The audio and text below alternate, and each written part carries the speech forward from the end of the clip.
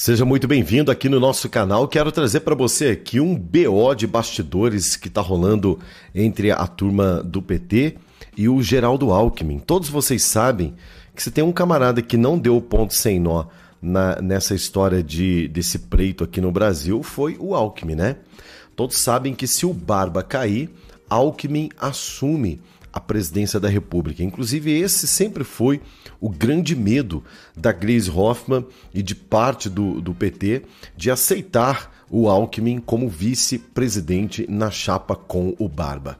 Olha que coisa interessante. O Barba despejando rios de dinheiro nos bastidores do Congresso Nacional para que a CPMI não seja instalada, né, dos atos antidemocráticos, e toda a estrutura de governo batendo contra para não instalação, né? Vocês estão vendo o Randolfo Rodrigues quase que dando cria, porque o Rodrigo Pacheco teve que ler, não teve como fugir, teve que ler o pedido, né, da CPMI no Senado Federal e agora será instalado. A briga agora, quem será o relator, quem será o presidente da comissão, quem que serão as pessoas que vão trabalhar nessa estrutura toda, porque sim, como disse o Eduardo Girão, o impeachment é questão de tempo. E falando em impeachment, se o Barba cair, olha quem assume aí a presidência da República. É o Geraldo Alckmin, meu amigo, que a Gleisi está um perigo. Vamos entender. Interessante que o governo, que no início não queria, agora o discurso já mudou. Pois é, bom dia, Tiago, Adriana, bom dia a todos que nos ouvem e assistem. O governo tentou barrar de todas as formas porque sabia que havia informação, havia imagens, havia muita coisa ali demonstrando que a atuação, sobretudo do Gabinete de Segurança Institucional, foi vergonhosa naquele 8 de janeiro. Só que a cena política impôs ao governo a realidade que será, sim, necessário debater responsabilidades, os crimes cometidos, que incluem não só ações, mas também omissões.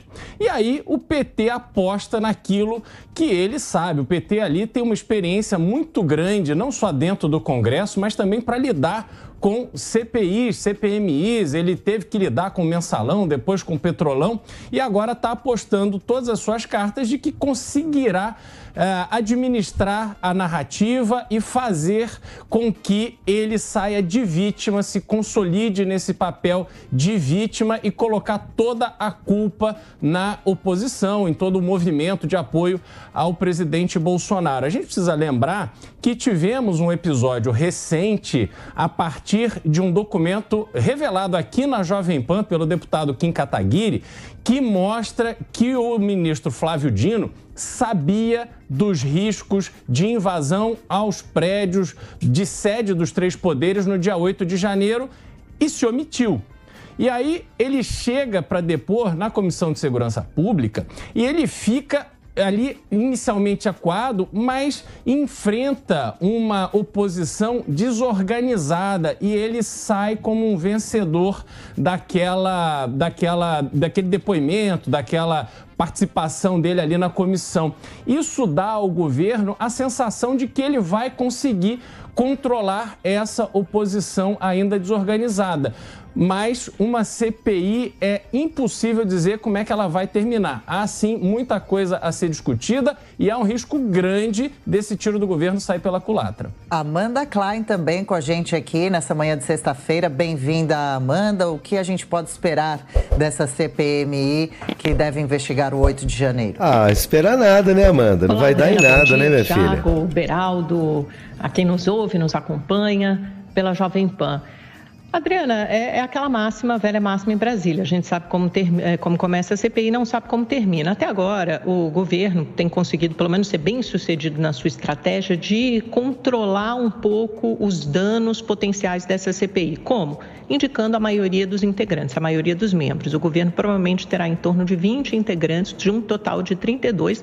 É uma CPMI mista, portanto, há deputados e senadores, 16 deputados e 16 senadores. Resta saber quem serão o relator e o presidente, que são os dois cargos-chave da comissão, né, que dão todo o arcabouço, que dão um corpo para a comissão. O mais cotado entre os deputados é Arthur Maia, que é alguém próximo a Arthur Lira, mas não tão próximo assim. O André Fufuca acabou abrindo mão ontem, inclusive numa nota pública, ele sim, líder do PP, uma figura muito próxima a Lira, justamente para não ter essa digital. Eu falei com auxiliares, pessoas próximas a Arthur Lira, elas me explicaram isso. Olha, ter Fufuca na presidência da CPI não seria uma boa ideia, porque ele ficaria sob eminência parda, uma influência do Arthur Lira o tempo inteiro. Todos nós estamos vendo aí esta dificuldade desse arcabouço fiscal do governo do Barba. E a situação cada vez mais complicada para o Brasil, infelizmente, gente, é querer ver a realidade. E outra realidade que eu estou chamando você é para que você venha trabalhar com a gente. É isso mesmo, para que você pare de depender apenas de CLT, de salário mínimo, de aumentos miseráveis de governos, de R$18, o que isso vai mudar a sua vida? O que vai mudar a sua vida de verdade é uma nova atitude e uma oportunidade incrível que eu estou dando para você. No primeiro link aqui da descrição, você vai correr lá agora, você clica nele e você será direcionado a uma página onde nós vamos explicar tudo o que você precisa para começar a trabalhar com a gente hoje e fazer uma renda entre R$2 e R$7.000 por mês trabalhando para você. Ah, Rodrigo, eu vou sair de um trabalho para trabalhar para o outro? Não, não, não. É você gerando renda para você mesmo, trabalhando em parceria conosco em uma plataforma incrível ao qual nós já estamos recebendo feedback aqui que centenas de milhares de brasileiros já estão fazendo parte e o que você está esperando.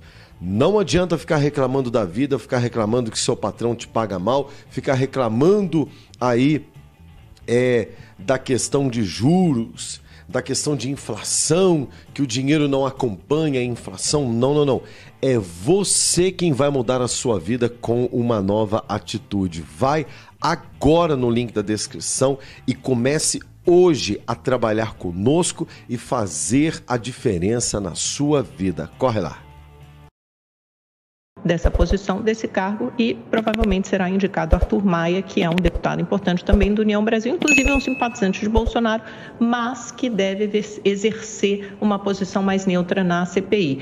E o grande questionamento agora é saber quem será o relator. O governo queria muito, está tentando convencer Eduardo Braga, que é senador, foi candidato ao governo do Amazonas na eleição passada, no ano passado, teve o apoio de Lula, mas está meio reticente. Ele acha que poderia atuar melhor nos bastidores. Foi aventado também o nome de Renan Calheiros, mas aí tem o problema lá da rixa de Alagoas com Arthur Lira e é lógico que o governo não quer se indispor com o presidente da Câmara. Agora, deixa eu fazer alguns apontamentos. Primeiro, sobre o que o Beraldo disse, que o governo não queria CPI para não mostrar imagens incômodas do Palácio do Planalto. Isso sim precisa ser averiguado. Beraldo, fica à vontade para acrescentar e queria que você comentasse também sobre a limpa que o governo vem fazendo no GSI. Pois é, o que a Amanda disse em relação ao desconhecimento do Lula dessas imagens mostra uma absoluta falta de liderança. Como é que um presidente da República, que é quem nomeia o ministro do Gabinete de Segurança Institucional, ele pede essas imagens e não recebe? Isso é, no mínimo, insubordinação. Deveria ser causa para que o ministro fosse demitido de antemão. Então, há claramente... Ele foi? Não, ele foi depois que as imagens vieram a público, a revelia dele. Isso é que é o mais absurdo, o mais impressionante. Porque se o Lula não assistiu essas imagens, o general Gonçalves Dias certamente assistiu, outras pessoas assistiram, pessoas do governo assistiram, sabiam o que tinha acontecido e decidiram por uma estratégia política de não querer que essa CPI fosse instalada. Esse é o primeiro ponto. Em relação às responsabilidades, a gente precisa ter uma definição muito clara, e nós temos falado sobre isso aqui, do que é tentativa de golpe. Existem pessoas que patrocinaram, deram dinheiro, existem pessoas que incentivaram, pessoas que fizeram minuta do golpe, e aí precisa ver quem fez, quem mandou, quem recebeu, o tipo de discussão que houve, a denúncia do senador Marcos Duval, que depois voltou atrás, quer dizer, há um grande mistério sobre o que efetivamente estava sendo tratado ali. Agora, de novo, eu insisto, tratar aquelas pessoas que foram ali, já era avisado que elas estariam se manifestando na Praça dos Três Poderes.